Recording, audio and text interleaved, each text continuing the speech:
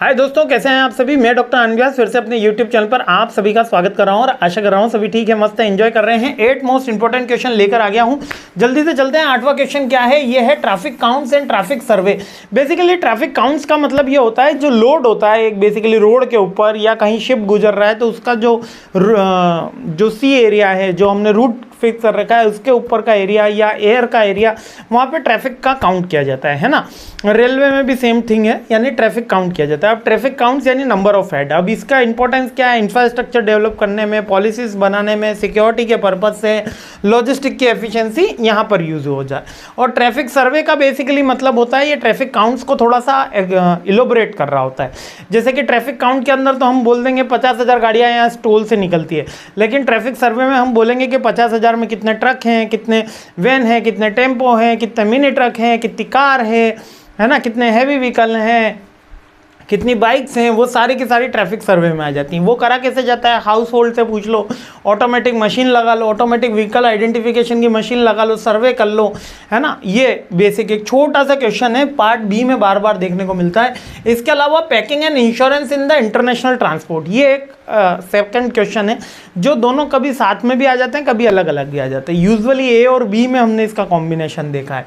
अब packing and insurance क्या point है, अब यूजुअली जब भी इंटरनेशनल कार्गो जाता है तो वो सिक्योर्ड होता है। जैसे हम भी जब मैं मेरा ही एग्जांपल क्यों ले रहा हूँ बार बार, क्योंकि मैं अब एक बिजनेस रन कर रहा हूँ और उसके अंदर मैं इन सारी चीज़ों से जुड़ा हुआ हूँ। लाइक कि अगर मैं एक बुक अपने स्टूडेंट्स को भेजता हूँ तो वो बुक 500 कॉस्ट की है, 350 में हम आपके घर पे डिलीवर करते हैं, है ना। 350 इंक्लूडिंग शिपिंग चार्जेस। हमको अगर पूरा कोर्स डिलीवर करना होता है तो 250 अराउंड उसकी कॉस्टिंग आती है। अगर हम पूरा कोर्स डिलीवर करते हैं तो 250 अराउंड उसकी डिलीवरी कॉस्ट आती है। ऑल ओवर मतलब 1700 के अंदर 250 हमारा डिलीवरी कॉस्ट का रहता है। अब जो 250 है ये तो हम शिप रॉकेट कंपनी को दे देते हैं, लेकिन उसके बदले में वो हमें क्या दे रही होती है, इंश्योरेंस दे रही होती है 2500 रुपये का, है ना। यानी 10 टाइम्स वो हमको इंश्योरेंस दे रही होती है। समटाइम्स 5000 का भी होता है, वो वैल्यू के ऊपर है। जितने वैल्यू का आपका गुड्स होता है उसका 5 टाइम 10 टाइम्स हमको इंश्योरेंस दे रहा होता है। तो वो इंश्योरेंस इंटरनेशनल ट्रेड में कंपलसरी है। ये इसलिए बोला क्योंकि नेशनल ट्रेड में कार्गो के अंदर बहुत सी जगह ये कंपलसरी नहीं है, ठीक है।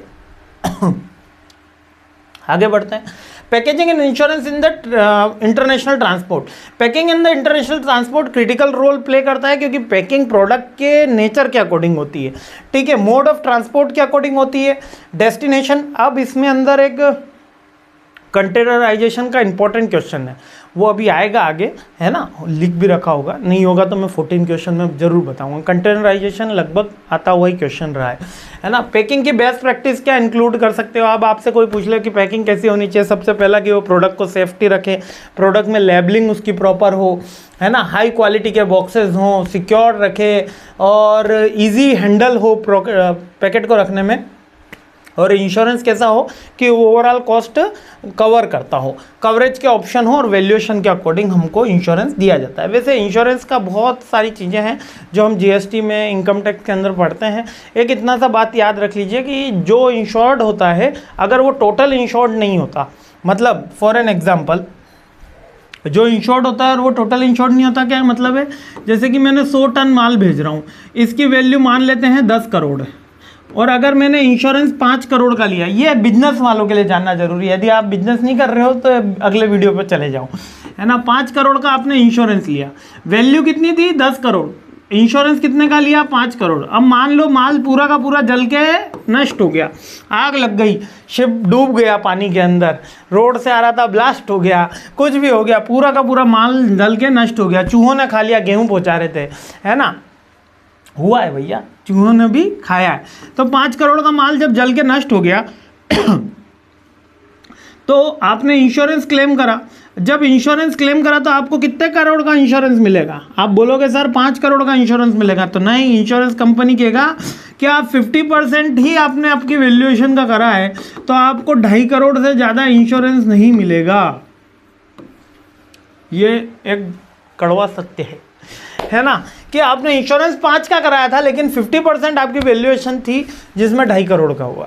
अब या ऐसा भी हो कैसा हो, इसमें रिजेक्ट होने का एक छोटा सा केस और ले लेता हूँ, कंटेम्प्रेरी केस है, हमारे ही एक मित्र के साथ हुआ है। क्या हुआ था, 12 करोड़ का काम सामान था। अब 12 करोड़ के अंदर तो 2 करोड़ का सामान जल गया उसका अप्रोक्सीमेटली, मतलब कुछ शॉर्ट सर्किट हुई कि वो कार्गो शिप से ही आ रहा था प्रोडक्ट और उसने कस्टम से माल उठाया भी नहीं था, उससे पहले ही वो डिस्ट्रॉय हो गया। अब 2 करोड़ का तो माल तो डिस्ट्रॉय हो गया, लेकिन ये 2 करोड़ के केवल 5 आइटम थे। ठीक है, हैवी मशीन थी, बेसिकली मशीन में डील कर रहा था, तो वो मशीन जल गई अंदर से और वो मशीन का अब स्क्रैप वैल्यू का भाव आ रहा था और 10 करोड़ का माल बचा हुआ। अब 10 करोड़ में क्या हुआ, इंटरेस्टिंग थिंग, 10 करोड़ किसी और पार्टी के थे और 2 करोड़ का माल जो था वो मेरे दोस्त का था। 10 करोड़ जो थे उनकी पैकेजिंग हाई क्वालिटी की थी और वो चीप काइंड ऑफ प्रोडक्ट थे, लाइक कि जो झालर होती है चाइना मेड, जो नॉर्मल 20-20 रुपये 10-10 रुपये के, ऐसे बंच ऑफ प्रोडक्ट थे। इसकी एक कार्गो में इसका रखा हुआ था, एक कार्गो उसका रखा हुआ था, तो एक जल गया। वैसे यूजुअली लाखों में एक बार ऐसा होता है कि प्रोडक्ट आपका इस तरीके से ख़त्म हो जाए। अब क्या हुआ, इंश्योरेंस कंपनी के पास केस गया कि इस तरीके से हुआ, तो यहाँ पर रीजनेबल टेक केयर नहीं हो पाई, रीजनेबल टेक केयर नहीं हो पाई, ये बोल के इंश्योरेंस कंपनी ने क्लेम खारिज कर दिया। बोले क्यों, बोले जो आपका माल अति ज्वलनशील था, मीन्स के जो हाईली फ्लेमेबल था, उसको आपने नॉर्मल कंटेनर के अंदर मंगवाया, इसके कारण आपका ये जो क्लेम है वो डिस्क्वालीफाइड किया जाता है, क्योंकि आपने रीजनेबल टेक केयर नहीं करी। अगर ये रीजनेबल टेक केयर होती तो ही आपका ही माल क्यों जला, दूसरा माल क्यों नहीं जला, है ना। ये इंश्योरेंस कंपनी का। खैर, इंश्योरेंस कंपनी के पास 50 बहाने होते हैं और बहुत सारी बार आपका क्लेम सेटल भी हो जाता है और बहुत सारी बार रिजेक्ट भी हो जाता है। तो मैंने एक एग्जांपल दिया कि इस तरीके से इंश्योरेंस कंपनी कम करती है, लेकिन इसमें पैकेजिंग का भी एक इंपॉर्टेंट रोल होता है जो रीजनेबल टेक केयर करने में हेल्प करता है। यूजुअली ये अदर टॉपिक की बात थी, लेकिन यहाँ पर याद आया तो बता दिया। ठीक है, चलिए अगले क्वेश्चन पे हमला बोलते हैं, सीरीज आगे बढ़ाते हैं।